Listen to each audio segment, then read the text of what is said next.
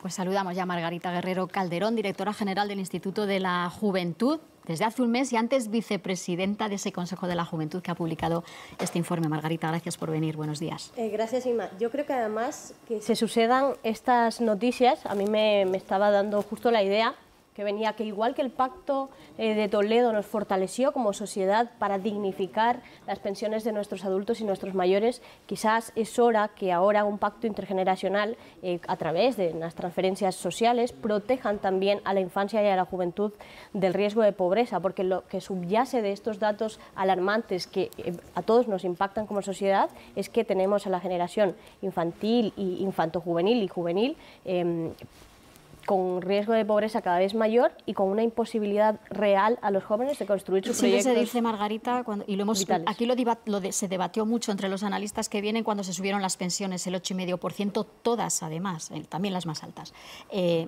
Claro, es que los más jóvenes no votan hasta los 18, no se vota. Hasta los 30 sí, que vemos que por encima de los 30 todavía muchos siguen en casa de los padres porque no se pueden ir.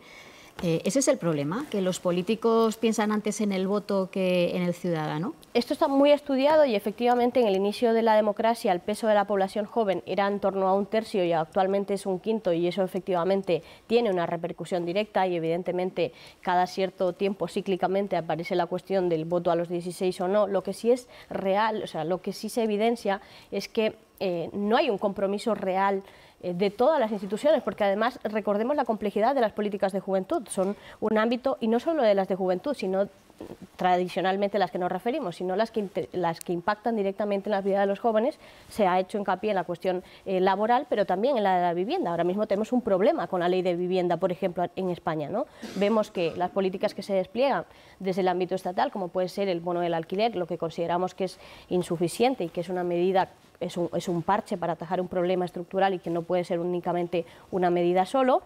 Sin embargo, incluso este tipo de medidas no se están desarrollando y desplegando por parte de las comunidades autónomas. Por tanto, necesitamos un compromiso también interinstitucional.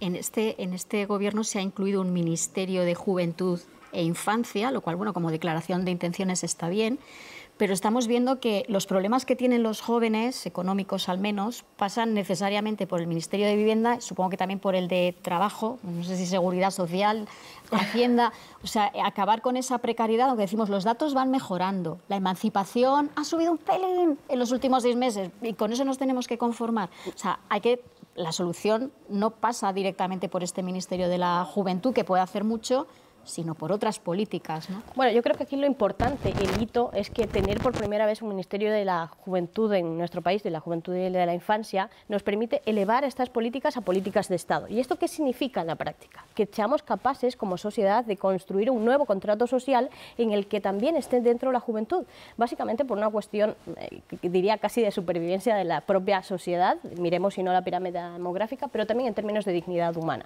No es posible que nos dejemos a estratos de la sociedad atrás, empobrecidos y que estemos hipotecando sus proyectos de vida. Y decía usted, claro, estas políticas vienen de otros lados, por supuesto, pero necesitamos también que exista un liderazgo. Ya hay a nivel de país una estrategia, por ejemplo, de juventud, que es un primer despliegue de políticas interinstitucionales, pero ahora necesitamos ir mucho más allá. ¿Eso qué significa? Que esas políticas de vivienda efectivamente incorporen la visión de la juventud. Yo sé que hay grupos de trabajo, por ejemplo, ahora en marcha desde el Ministerio de Juventud. Evidentemente el Ministerio de Vivienda, evidentemente el Ministerio de Juventud tendrá que aportar también en esos espacios, ¿no? Y por otro lado, mencionaba Seguridad Social.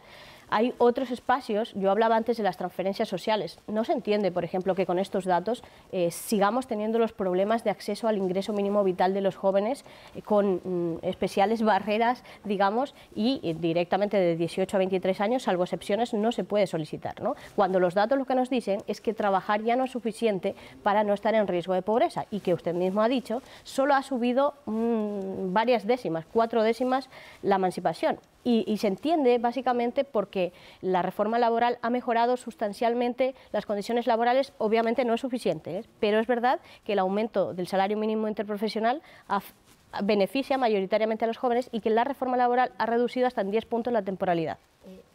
Cuando decimos, bueno, hay que hacer más cosas, obviamente los problemas no se solucionan, pero dinero al menos en una parte sí se destina. El año pasado, en un plan de juventud que se aprobó desde el Ministerio de Derechos Sociales, se destinaron 33.000 millones del presupuesto a juventud, 15.000 para cosas muy concretas y muy directas.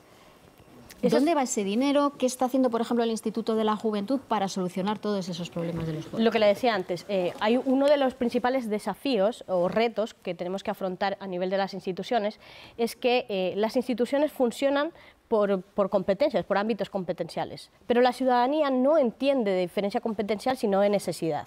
¿Qué quiero decir con esto? Que cuando se aprueba la incorporación de una política pública como el bono del alquiler, se inyecta desde el Estado muchísimo dinero a las comunidades autónomas, pero son las comunidades autónomas las que tienen que desplegar esa política pública. Pues ahí hay un desafío claro de ser capaces de que esto funcione con eficiencia. Otra medida muy concreta está también imputada a esa partida, el bono cultural, ¿no? Pero aún así lo que nos falta... Muy polémico. Efectivamente, claro, es que de eso se trata, que no podemos, digamos, introducir medidas porque sabemos que hay una demanda de políticas públicas de la juventud, ¿no? Entonces no podemos caer en una especie de inercia de gradualmente atender necesidades parciales, ¿no? Hay un problema de acceso a la cultura, evidentemente, y justamente esta medida busca resolver esta cuestión. Lo que estamos planteando, estamos ya llegando a un momento en el que necesitamos integrar todo este tipo de políticas en algo más amplio, una mirada global que permita que los jóvenes puedan vivir dignamente. Se nos ha acabado el tiempo. Margarita Guerrero Calderón, directora general del Instituto de la Juventud, pero volveremos porque hay que seguir hablando de los jóvenes y de cómo mejorar esa situación. Muchas gracias por venir.